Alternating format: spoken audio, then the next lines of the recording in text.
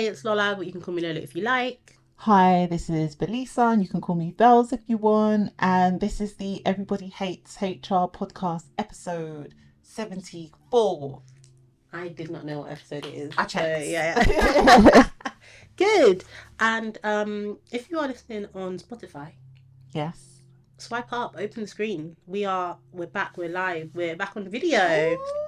I'm excited. It's been so I long. know it's been forever since we've been on video, so it's been nice. I mean, I'd love to say that we're going to continue doing every episode in video, but I also don't want to overcommit. Wow, we're doing videos, guys. Yeah, it's just everything's so busy at the moment. It is very busy, but where there's a will, there is a way. I'm gonna send you this clip. Next time it comes time to record and like it's not working, then I'm gonna remember Oh this. my gosh, how have you been? Um, I've been good. I've been. Do you know what? I should say that we're actually in like our layout has changed. Our backdrop. I don't know if this is going to be a permanent thing, but we're actually in my office. So I've got like this thing in the office because it basically looked like I was recording in a cardboard box. Like every time I was on a Zoom call or something, they'd be like, "What's behind you?" Because it's like a really weird wall. So I'm good. I've been spending a lot of time here, like trying to get it to set up, and work has just been working. Like when you do your New Year vision board, and you're like, "Oh, I want the business to do." Well, I was like, "I want the business to grow, and I want to get more clients, and I want to do all of this and that," and then it's happening, and I was like, ah.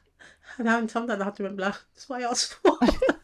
It's good. It's good. This is God's what I asked listening. for. But yeah, this thing's good. That's good. That's good. What about you? Um, Countdown. yeah. So I think my wedding is 4 weeks away I now. can't wait. Much Do you know less, what? much less stressful for me. I was just gonna say it's so funny because every time I speak to like my friends, they're like, "Ah, I can't wait. It's gonna be lit. It's this," and It is. I'm there just stressed. Well, all of you lot are like, "Oh, it's gonna be so fun." I'm just But like, what am I all gonna pack? Am I gonna like? I love getting on planes. I just love yeah, it. So I can't wait to like go to the airport and have my mandatory English breakfast yes, I'm and having then. a destination wedding. I don't know if I've Oh, mentioned that. sorry. Is No, that? it's fine. Oh, I just okay. don't remember if I've ever mentioned that it's a destination wedding, but it is. So Oh, and I can't you wait. do get to get on a plane. Yeah, I love it. I'm gonna be the out of office is gonna be like it's not even gonna be like sometimes I have to add like in an emergency. No, You're please out. speak to someone else. You're out. Yeah, for real. Get Quick somebody else to guess. do Quick guess. it. Quick guess. So yeah, countdown. But I'm good. I'm all good. What can I do? I'm at that Get point. married, innit? Yeah, You get literally. I'm married. I'm at that point in planning where I'm like, you know what? What will be will be. What will be will be. Like Do it's you all know what? good. I know quite a few people getting married, and it's like there's like they said there's 7 stages of grief. I feel like there's like Oh, must a be like hundred five or percent. seven or something stages of like getting married because I've got another friend who's getting married in July, and she's definitely just hit that like acceptance part with like kind of like what you're describing, but also like things cost so much money, and she's just Yep. like, yeah, whatever it is, Yeah, yeah, like have it, just have yeah, it, just have yeah, it. literally. And then one of my aunties who didn't RSVP on time, she'll never watch this. It's fine. She found out that her ex-boyfriend is coming and decided that's now she wants to RSVP. So I sent her a message and I sent it to my friend, and my friend was like, if she didn't know you work in HR, she knows Yeah, now. yeah, Like, yeah, yeah. What did you say? But did you send that? What did the message say? I Like, told her she can't come.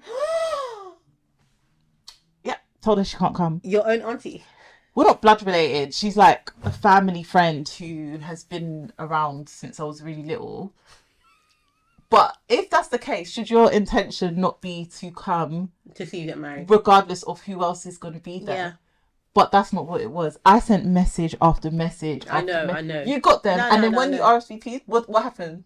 They stopped, didn't they? Yeah. Exactly. She didn't. And the last message I sent her was, the assumption is that you're not coming based on, no replies and not, not even saying like some Not people. engaging. You're not Yeah, engaging. exactly. Because some people are like, oh, I'm still looking at if I can do Yeah, this yeah, yeah, holiday yeah. or like XYZ. I'm still looking for a hotel. I didn't get anything from her, so I said, as per the above message that I The sent on the numerous 20th messages. something of March, Yeah. based on your no reply, the assumption was made that you weren't coming, and therefore it is too late for you to I RSVP. was gonna say, so I don't know if I sent it to you, but did you see that thing on Twitter Well, it was like I don't know if I sent it to you. But it was these people who had a wedding that, like they'd asked people to RSVP, and the people that didn't, they just got an automated message like people that tried to RSVP after the date saying sorry Oh, you RSVPs are did send closed it. now. Yeah, I'm with it. That kind of inspired me because, like, I'm sorry, like, you can't just do what you want. My wedding is literally 4 weeks away. Like, That's seating crazy. That is seating plans crazy. need to be That done, is crazy. drafted. I need to know what's going on. How many people are we paying for Mm, per head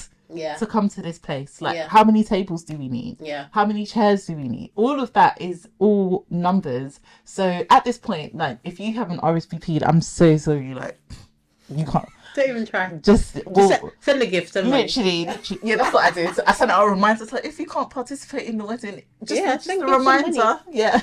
I was actually listening to the receipts recently, and this girl was saying a dilemma about how they're in a friendship group. Some of them have been invited to say in the actual place where the wedding is Okay. taking place, and then only this couple haven't, and it's made it more expensive and stuff. And they had said, yeah, just tell them that you can't go and send them a gift. It'll be cheaper than attending. And some people it actually works better for them. You know, like Yeah. they can't come. Maybe they're just not. Maybe I don't know, childcare, work, whatever situation. Yeah. So they can just send a gift. That is absolutely fine. Like I haven't been upset with anybody who said they can't make it because less money spent. I'm so sorry. But yeah, there's other ways that you can, like, show that, Yeah. yeah. And to be honest, I feel like when you're having, or any sort of wedding actually, the key people that you need to be there and that you want to They'll be be there, they'll there. be there. Yeah, a They'll be hundred there. percent. Whether they make it happen, you make it happen, someone will make it happen because it just can't be missed. Exactly. 100%. So it is what it is. But we'll give an update. Like we'll do a side like I don't update. even know like how we're gonna get this stuff done. We'll find a way That we will somehow. somehow. Yeah. Maybe I'll do like a takeover. Yeah, I why won't. not? You won't, but No. why not? Bear with But we'll us. debrief after. Yeah, yeah, definitely. So, HR. woo, HR. Well, go Yeah, on. so I think we Woo should woo we indeed. should start with like the employment law updates that took effect on the 6th of April. Oh, that's So not even yes. what I was thinking when I said woo woo, but Oh, I was thinking about woo HR. Yeah, people love HR now. okay. But yeah, So you get to it. You get to it. so when was the 6th? Yesterday? Yeah. Yeah, so when this comes out, it'll be a fresh new week, working week. You'll have this like fresh in your mind. Whether you are in HR or an employee is important. So there's a few. So the first one that I saw that stuck out to me actually was that there's a new protection for people who have just come back from maternity leave or are on maternity leave or parental leave. They're protected from redundancy, Mm. which I think is really good. If you don't want redundancy, of course. How is that going to work? Okay, so if you are on maternity leave, you're basically just point blank protected, and they have to offer you any alternative roles first and etc. But you're protected; they can't get rid of you. But if you've returned, you're only protected for 2 weeks, and then after that 2 weeks, it's But open. when That's they what it say that says. they can't get rid of you, yeah, like Let me find it. maybe that's in cases where it's like not when the business is shutting down, where it's like Oh more no, of restructuring course and not. stuff, isn't it? Yeah, definitely. Let me. Well, that's interesting. I know a lot of people got made redundant when they were pregnant or on maternity leave. I've had to do it. Yeah, I've had to do it as well. Yeah, it's not cute. Okay, so it says okay. I have it a bit wrong. So they're still protected, which comes into effect on the 6th of April, and basically they have first right of refusal for any suitable alternative roles in a redundancy situation. And the new law extends the protection from redundancy for a further, I've got it completely wrong, guys. So they have For a that further already. 6 months after maternity and adoption leave ends. This Okay. protection will be extended to any employee who is pregnant and has informed their employee, any employee who has informed her employer she is pregnant and has suffered a miscarriage within the previous 2 weeks, or anyone who has returned from maternity leave, adoption leave, or shared parental leave. Okay, so even people that like people that have come back. Sorry, one more thing. The new act doesn't extend redundancy protection to fathers taking paternity leave. Okay. Yeah. So that's what I was thinking. I was getting a bit confused because at the moment the maternity regulations mean that you get the first right of refusal anyway. Well, I Yeah. mean before 6th of April, you're supposed to be given or offered roles that are preference to other people. But I guess that's only while you're on maternity. Whereas Yeah. now it's So 6 months after. with these extensions, the periods of protection will be up to 18 months from expected week of childbirth, which in effect means someone taking the full maternity leave Plus plus six up to months. 6 months. Yeah. So, Oh, actually, so it could be like if you take a lesser maternity leave, then it actually could be long. So let's say you took 6 months of maternity leave, it would then be 12 months from when you got back. mhm. Okay, that's quite good. Yeah. And So, I kind of get the thing around paternity leave because I don't think taking paternity leave is something that people get discriminated on. That 1 week it's or two not. week, it's not. I Yeah. don't think they're like, oh, you took paternity leave, let's get rid of you. Exactly. So, segue into paternity leave. Hmm. This is such a bare minimum, but whatever. So, obviously, fathers can take paternity leave Hmm. for 2 weeks, Hmm. and now it's changed so that it's a little bit more flexible, so they can divide their 2 weeks. I feel like most companies let people do that Most companies let anyway. people do it, but in Um, theory, the statutory is only you could take 1 week or 2 weeks, mhm. but you have to take them at the same time. Yeah, In theory, but who? Yeah. exactly. And then now it's only a month's notice that they need to give What was to it take before? Eight it. weeks. 15. Oh, 15. So usually it was when you no, it would be what's 15 weeks in pregnancy? What's that?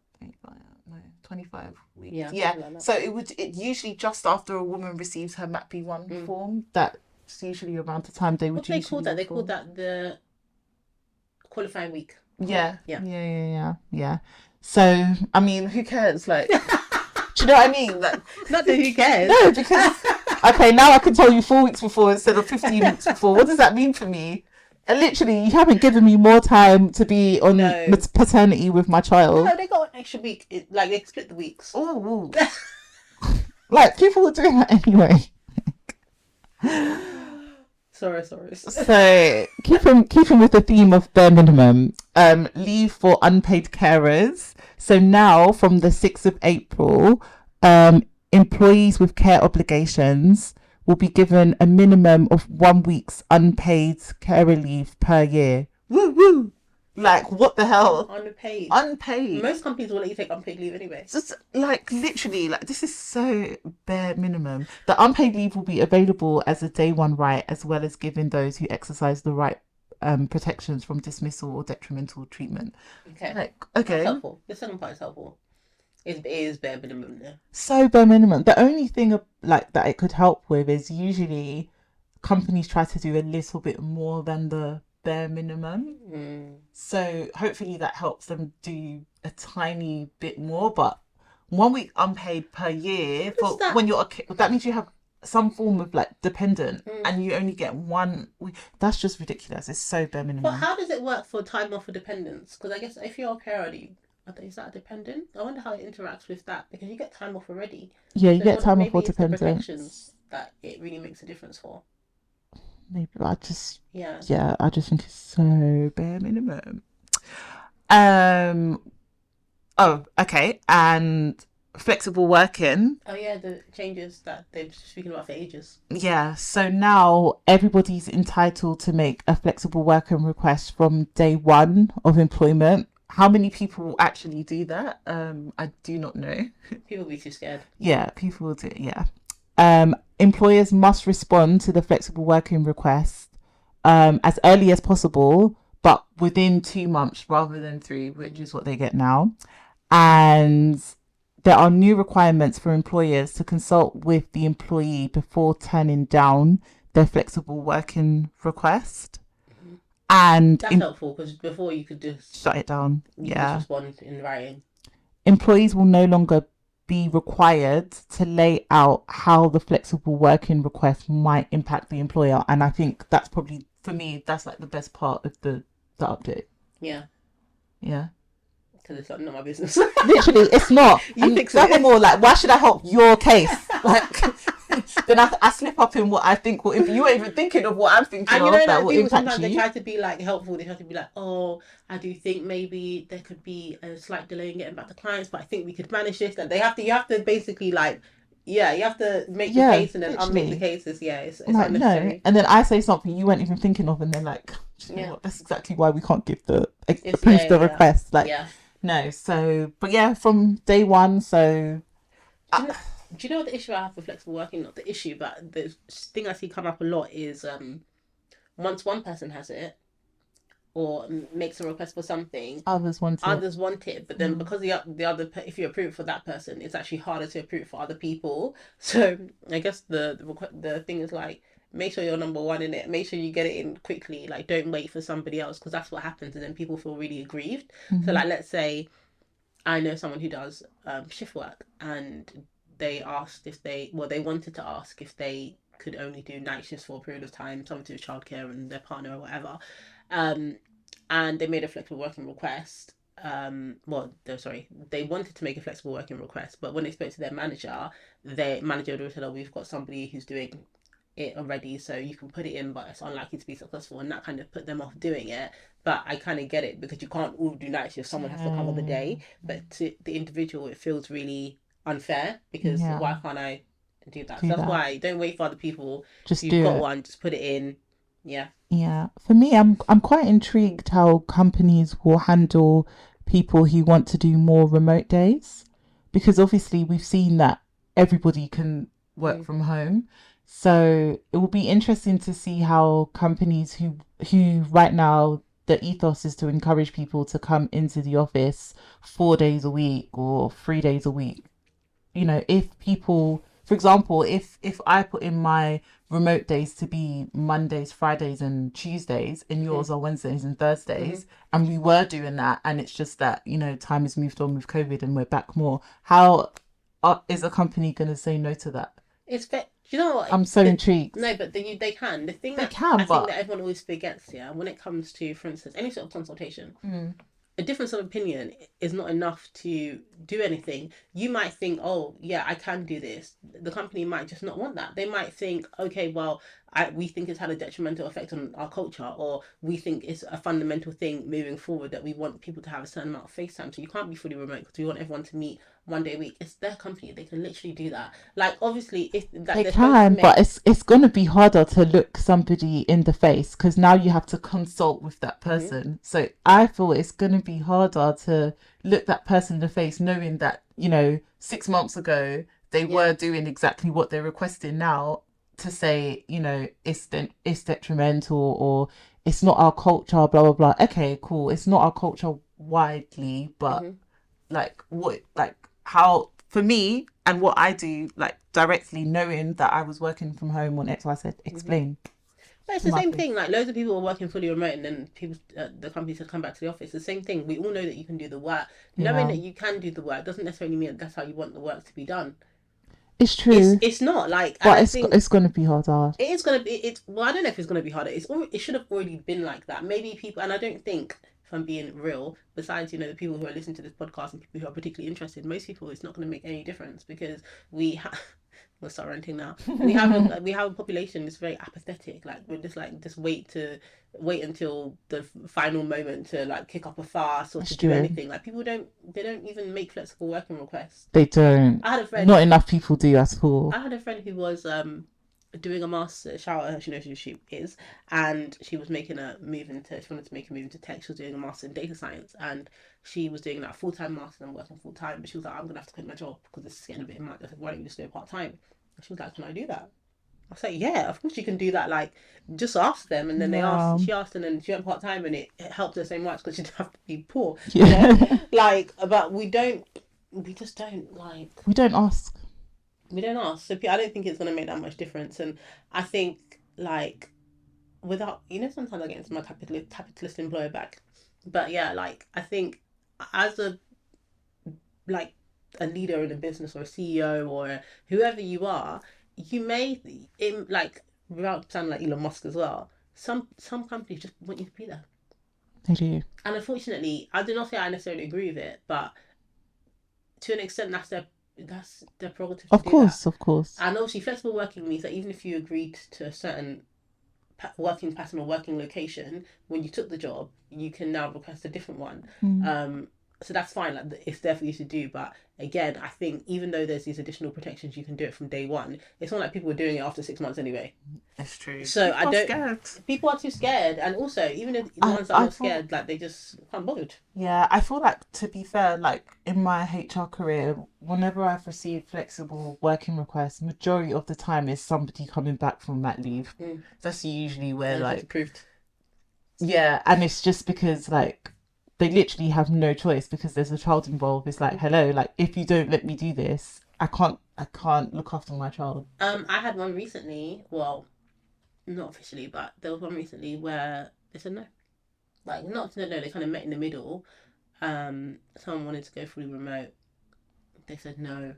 You can be more hybrid, if you know what I mean. Yeah, And they said no, I'll leave. yeah. Really?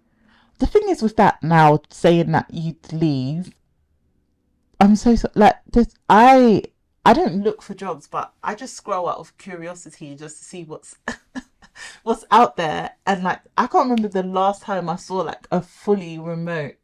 Like it's so rare to see I that don't now. like. I think the only time I see fully remote jobs are in fully remote companies, where they don't physically have an office. Like Yeah, I think certain roles as well. I think it depends what you want. So I've literally seen like the example that they usually give in like when you're studying and stuff about flexible working is if you're a receptionist, it's not reasonable that you would yeah, work yeah, yeah. from home. Mm-hmm. But I have seen receptionists asked to work from home, Yeah, same. So have I, yeah.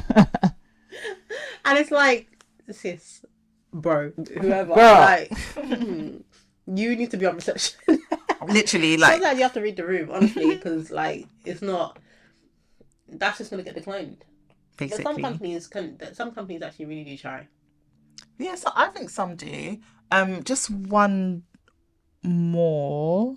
Well, there's quite a few, but I'll just do one more, which is the increase in unfair dismissal. So if you claim unfair dismissal, the cap has been changed from 105 to 115. £1,000. Yeah, £1,000. Yeah, And that's without injury to feelings. yeah. Okay. So inflation. I'm glad it's working both ways. Yeah, no, it's good. It should be. Yeah. So there's a few more that you can look up, but I thought those would be good ones to talk One about. thing I'll say, yeah. So, I've been doing, unfortunately, quite a few for lots of like different clients. Some work around restructuring, redundancy, that sort of thing. Mm-hmm. Unfortunately, that's just where a lot of companies are at the moment. And it was announced a while ago that every year the statutory redundancy number goes up. So statutory redundancy is calculated on a formula, Mm-hmm. and it depends on how old you are, which sometimes I think is a bit rude because if you're you basically get a week. Okay, if you're under 22, you get half a week's pay for every year of service.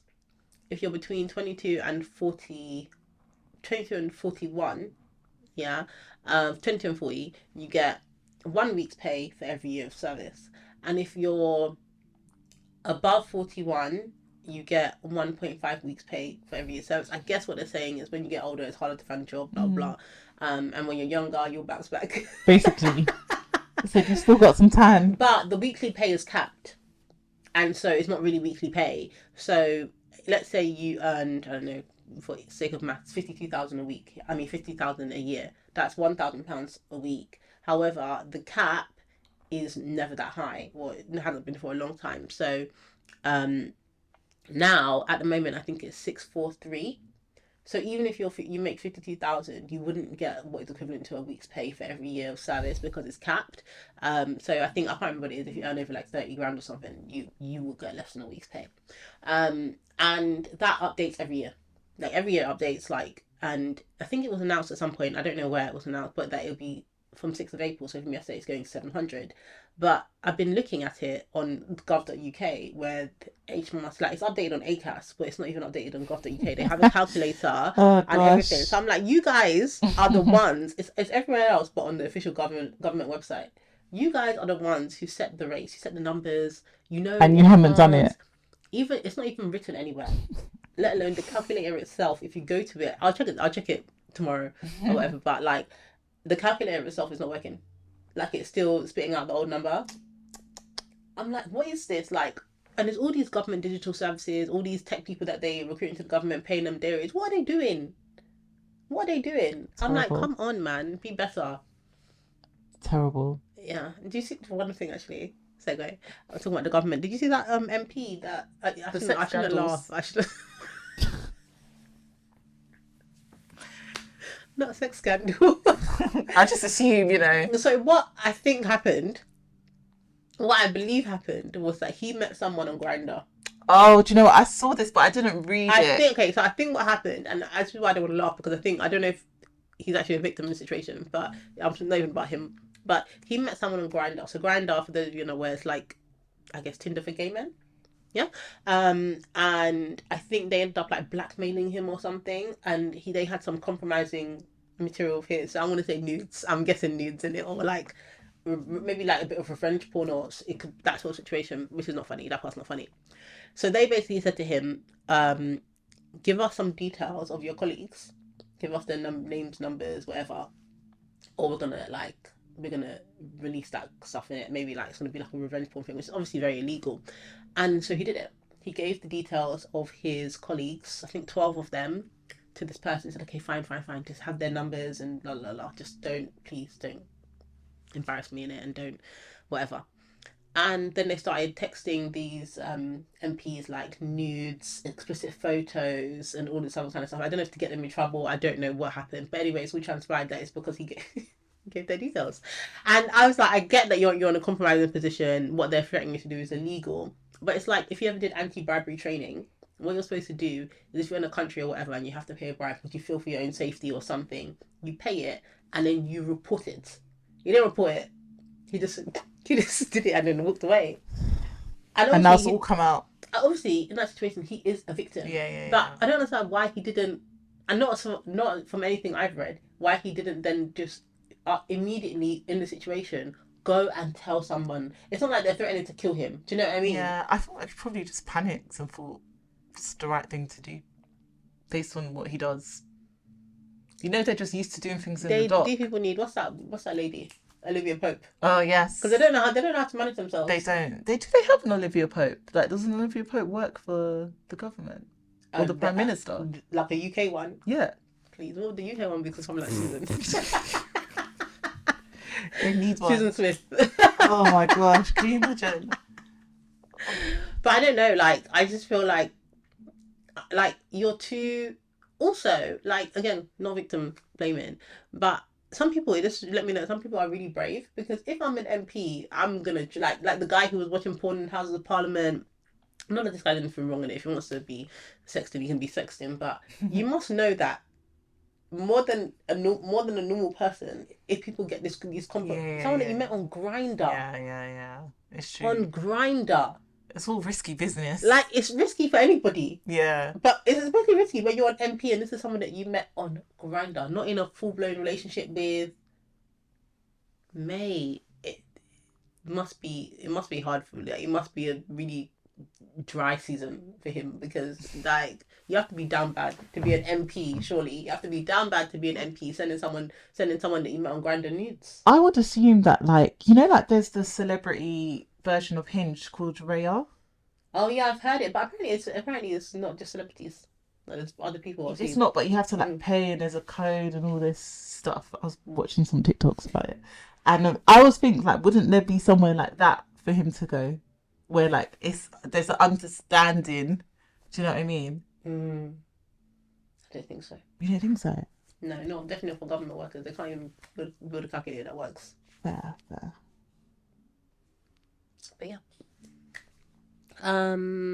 What was that thing that you was telling me about HR grad schemes? Oh yes, so HR up.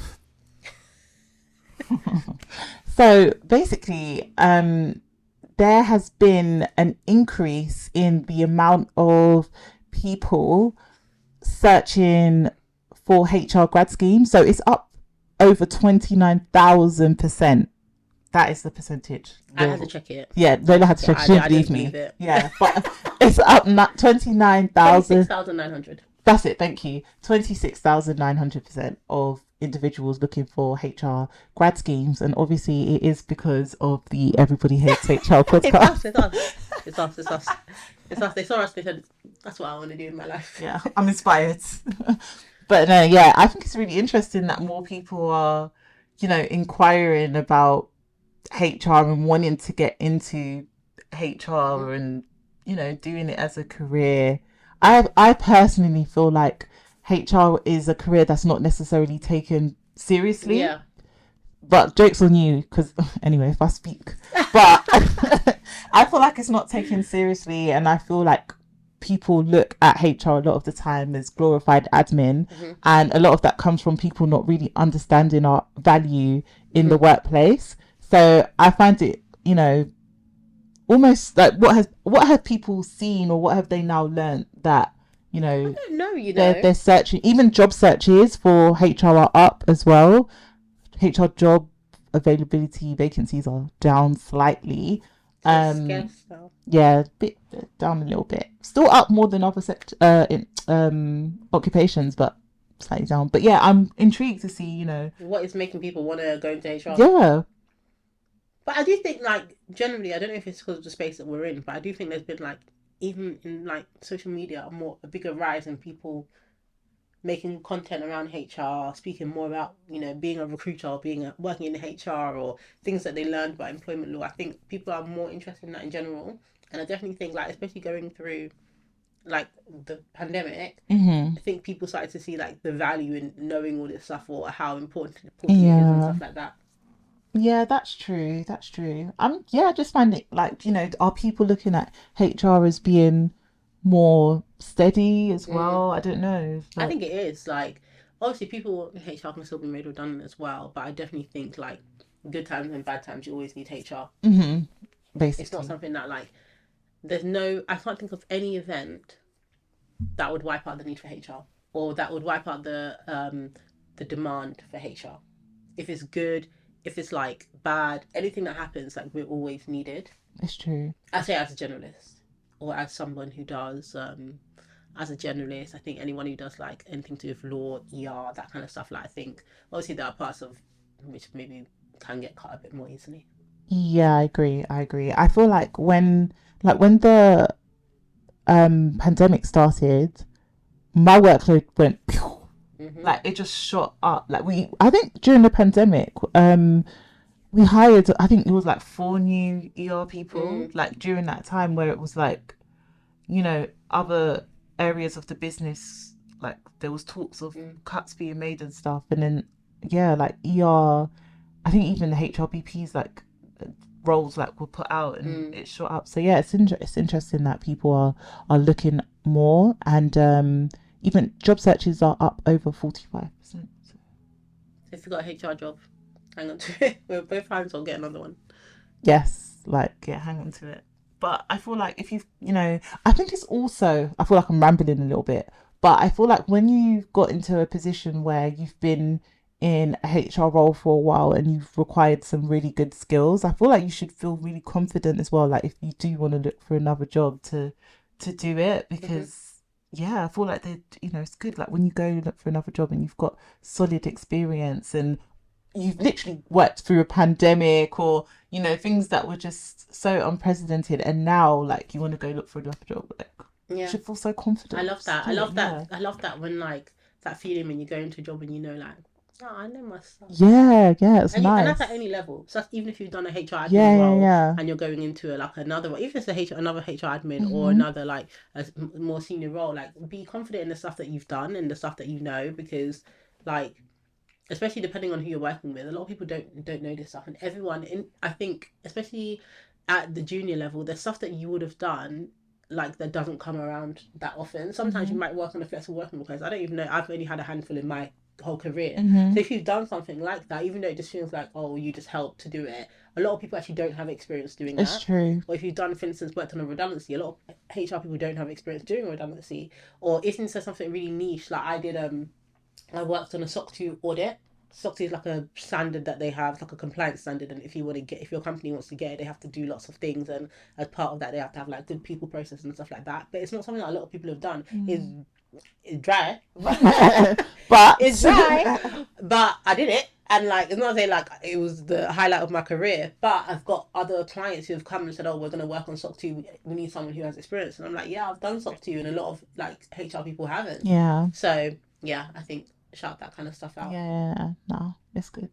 Cool. The other thing, really last thing actually I wanted to mention was I saw a story about McKinsey paying people to quit. So I think Okay. we spoke about something like this like maybe even like 2 years ago or something now. But basically they hit the news because they were offering 9 months pay for people to just leave. 9 months pay. Yeah, and I was gonna ask you for 9 months pay, would you? Yes. You don't know what I'm gonna ask you. Okay, go. Nah, you know what I'm gonna ask you. Would I leave my job for 9 months pay? Yeah, Yeah. but no plan. Yeah. Do you know what it is? I feel like, you know, touch wood, but I feel like I'm in a position where I would find another job Yeah, tomorrow. So I'm taking the 9 months. yeah. So Yeah. you know, sometimes I just feel like, because I used to work at BCG, which is like, you know, you get BCG, Bain, McKinsey. Mm-hmm. So, like, the three companies like that. I'm like, why was it not when I was at BCG? That stuff That was you would, happening. well, I would have taken it and ran all the way to the bank, and I wouldn't even answer my phone in case it changed their mind. Listen, do you know what? I'm not gonna lie. Obviously, there were redundancies at Meta, Mm-hmm. and they happened like just after I left, like after I resigned. And I'm not gonna lie, because I was there like just shy of 4 years, and they were doing a really good like redundancy package. And I thought, do you know what? Especially because, like, just for context, because while I was on maternity leave, I started looking for another job, Mm-hmm. and I got the job while I was on maternity, and then decided to resign. So I thought, oh, maybe if I just waited a little bit, like, They probably wouldn't have made you redundant. they wouldn't have, but maybe I could have. Voluntarily. Yes. Please, please, please choose me. So yeah, like they do that. But I think a lot of consulting companies as well, they do stuff like that because they don't want a bad reputation. And they're really like, I guess maybe Meta's a bit the same. Like they don't want to have, like if you're making redundancy, you don't want to seem like the business is crumbling. You want it to be like, It's going to be a good package. and also a lot of redundancy, a lot of consulting companies, especially the bigger ones like Accenture, they're in a regular routine of restructuring. All the Like time. they just restructure, put people through consultation. It's like a Mm-hmm. regular like, yeah, it's just like it's just cyclical. Like every year they'll do like a process, and they'll like if people are used to it, which I actually don't think is like a bad thing to regularly restructure and actually make sure that you have the roles that you need versus like just the roles that you've had before and that kind of thing. Obviously, for people that are in the, it can be like quite daunting. But I think if you're in a company where it's regular and people can understand, oh, I'll probably secure a job. If I don't, then there'll be a transition. I'll actually be supported. I'll have a good amount of time. You know in advance, so you've got stuff to like do. So you've got enough notice to start kind of putting your feelers out. You're in a role where there's other kind of consulting companies that And are doing. I think that's just what people want when they're going through a redundancy process. You just want to know that there's some care there. Like, okay, we can't keep you, or this role isn't suitable for you, but we still care, so we're still going to do X, Y, Z. And I feel like a lot of companies sometimes lose sight of the care aspect when going through these redundancy processes, and then wonder why some people act up, some people push back, because you didn't show me any care, so why should I, you know? So I think it's really important. Yeah, same. And people respond much better. They do. They do. Like, I feel like being in ER, I'm never speaking to anybody for like a reason they're going to be happy with, like regardless of whether you're the complainant, the witness, it doesn't matter. Like the whole whatever process you're going through, there's going to be a level of stress or upset as you go through the process. So I always have like care at the front of my mind when going through these things. Like if I see someone's extra stressed, rather, like, you know, sometimes templates say it could lead up to and including dismissal, but sometimes if I know it's definitely not dismissal and I can see the person is stressed because they think that's where it's going, I'll change the letter. I'll put up to and including a final warning, and then they kind of like, oh, okay. So I just think it's important where you can to show care. Yeah. There's nothing else to add. You said everything. Boom. What was I going to say? There's something that I wanted to Ah, yes, just remembered. So we were talking before about like people that have issues, or if you're experiencing something at work which you're not happy about. And you know what you're saying about taking care and that sort of thing. Obviously, it's not always the case that some companies do take care. Mm-hmm. Sometimes companies do things that are not right. Some HR people are not good. Some managers are not good. Some employees are trash. Like, it's, you know, Period. yeah, exactly. But it often does happen. Like, I think it's important to know what the timelines are. So what we often get is people say, "Oh, this thing happened to me last year," or "This thing happened to me 6 months ago," or I'm still not feeling good about it. I want to make a claim or take my employer to tribunal." And it's always really sad when like Velisa and I we like we'll just be messaging each other like, "Who's gonna tell them?" It's too late. And there are some exceptions, but generally, if you want to raise a claim against your employer for like unfair dismissal, discrimination, anything like that, you have 3 months. Is it less 1 day or plus 1 day? I think it's plus 1 day. Anyway, let's just say 3 months. Yeah, you've got 3 months. You look it up. Yeah. Yeah, so you get 3 months to raise a claim from the date that the incident happened, and that's the most important thing to note. So, like, if somebody called you, I don't know, the N word at work, and as a result, you decided that you were going to resign, and that happened in at the end of December. In theory, now it is too late for you to do anything with that, right? Sometimes, if you're out of time, um, you can still ask, Minus 1 day. 3 months less 1 day, yeah, 3 months minus 1 day. So let's say it happened on the 31st of December, you would have until the 30th of March to bring that claim, and if you didn't do that, then it's really too late. As I was saying, some times they might hear it if there's like extenuating circumstances, but most of the time they'll just say you're too late. So this is just, I guess, a plea to people not to sit on this kind of stuff. If it's ongoing, so if there's an incident and it happened again and it happened again, and it's 3 months from the last time it happened, and so if you left the company like a year ago or 6 months ago, or you're still at the company but this thing happened a long time ago and you haven't done anything about it, then it's likely that there's nothing you can do, because what we're often seeing is these things happen, don't do anything about it, and then maybe when it's time to leave, you're like, "Oh, now I'm leaving, I'm going to raise all this stuff," but that's just not how it works.